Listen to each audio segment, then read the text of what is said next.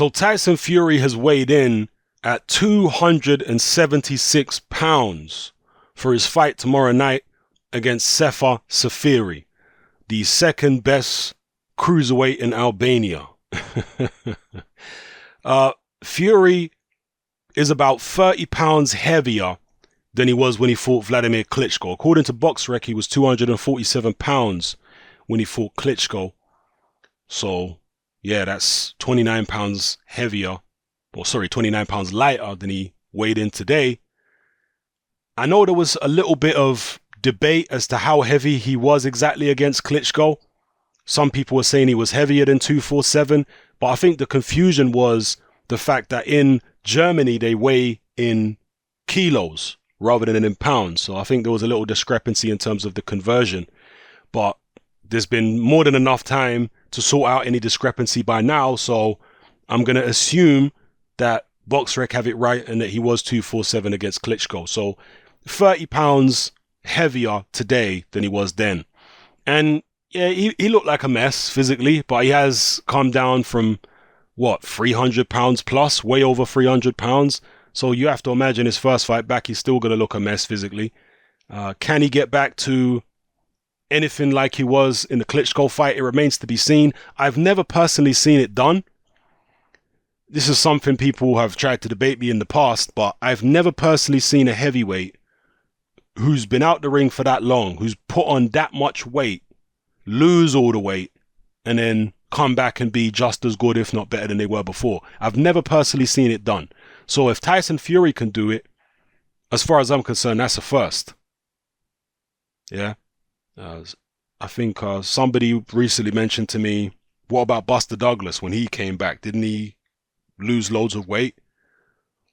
Yeah, but he fought Tyson. You know, when he fought Tyson, that wasn't the time when he was coming down from an enormous amount of weight. Yeah, he did lose a lot of weight in the Tyson camp, but that wasn't the time when he nearly died from a diabetic coma. That was actually after the Holyfield fight.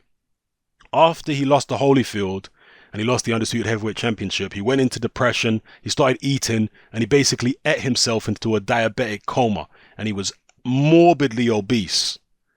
After that period of his life, where he nearly died in a diabetic coma, then he lost all that weight, and he came back in the 90s, all right, mid-90s. And he had a run where he had a few fights, but he didn't do particularly well, and he never fought for the title again.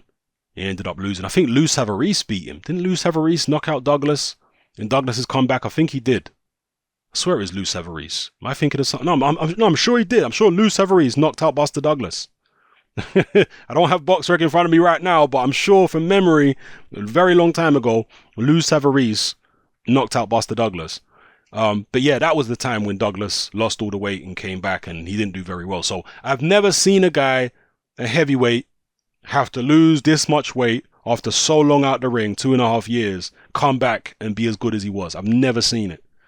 Never seen it. So Tyson Fury will be the first man to do it. And just because no one's ever done it before, it don't mean it can't be done. Records are there to be broken, right? But we have to wait and see if Tyson Fury's the man to do it. So yeah, he looked still physically a mess, plenty of fat on his body. Sefer Seferi, you know, he's naturally a cruiserweight, so he's put the weight on in terms of bulking up to heavyweight quite well. He's clearly done a lot of weights. He looks physically solid. But in terms of their height, right, Sefer Seferi is, I've heard some people say is 6'1". Other people say he's 5'10". I don't know. I haven't. And Seferi, by the way, weighed in at 210 pounds. So this really is a cruiserweight, you know, just 10 pounds over the cruiserweight limit. Could easily make cruiserweight again this year, you know. And as far as their heights, because again, people have said Seferi is anywhere between 5'10 and 6'1". I think he's probably, I don't think this guy's 6'1". I wouldn't be surprised if he's under 6 feet tall, judging by how he looked standing toe to toe with Tyson Fury at the weigh-in. I know, you know, they were messing around with their heights and Tyson was on his tiptoes and Seth was on his tiptoes. But when they were standing both flat-footed face to face, yeah, I don't think Sefer Seferi is 6'1". Maybe I'm wrong, but he didn't look it to me. Not that it's going to make any difference. This is a fight that Tyson Fury, even carrying 30 pounds of fat, of excess fat, he should still be able to win relatively comfortably. He's got the skills, he's got the height, he's got the reach. He should have far more power than this guy as well.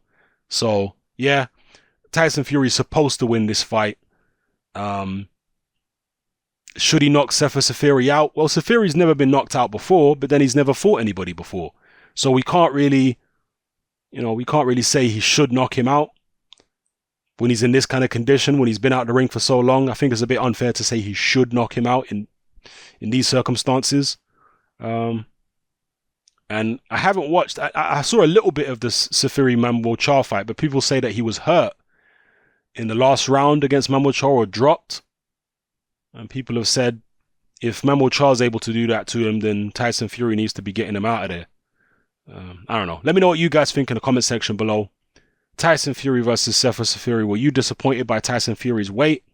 Or do you think, just given the fact that he's already lost so much, that it was understandable that he came in at this weight? Do you think he'll be able to get down to the kind of weight he was against Klitschko in the past? Or do you think that's gone and is gone permanently? I've heard some rumors flying around that Tyson Fury was actually lighter than this recently, and his new trainer Ben Davison said that they actually wanted to put a little bit of weight back on Tyson Fury because they felt like he'd lost too much. And when you're losing that amount of weight, it can weaken you. When you're losing enormous amounts of weight in a relatively short space of time, you can get weak. Yeah. And so sometimes trainers might say, yeah, put a bit of weight back on to get some strength back. And it doesn't really mean put weight back on. It just means up your calorie intake and let's rest a little bit is basically what it is.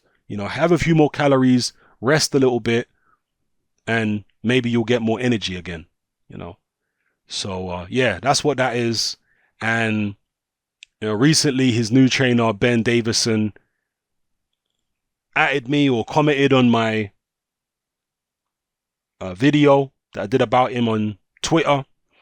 And he kind of responded by saying, because the title of my video was, is Tyson Fury's new trainer just a yes man? And Ben Davison replied to me on Twitter by saying he's lost all this weight in all this time. I wouldn't have been able to get him to do that if I was a yes man, basically. And that might well be the case. Then again, it might not be. I don't know how the training camps were going in terms of, was Tyson Fury self-motivated? Does he have strength and conditioning coaches with him? I don't know about any of that, but I'm just telling you what Ben Davison said. And ultimately, Ben Davison's worth as a trainer will be judged by how well his fighters perform in the ring, not how much weight they lose, which is why I replied to him. So nothing but respect for Ben. I hope he does well. I hope he goes on to be one of the best trainers of all time, because the more good trainers there are in boxing, the better it is for the sport, the better it is for the fighters. So it's not like a diss at Ben Davison or anything like that. I'm just asking a question that most people are asking because he's a very young guy. He's a relatively inexperienced guy. As far as I know, he never fought as a pro. He only fought as an amateur, which is nothing wrong with that. Manny Stewart only fought as an amateur. But the point I'm making is such a young, inexperienced guy the right man to be training a former unified heavyweight champion and a guy who is vastly experienced? Normally with trainers, the trainer is more experienced than the fighter, or very often anyway. All right. At least when they take them on. Like Manny Stewart, when he was building fighters from scratch, taking them from the amateurs all the way to the pros, Manny Stewart had about 100 amateur fights.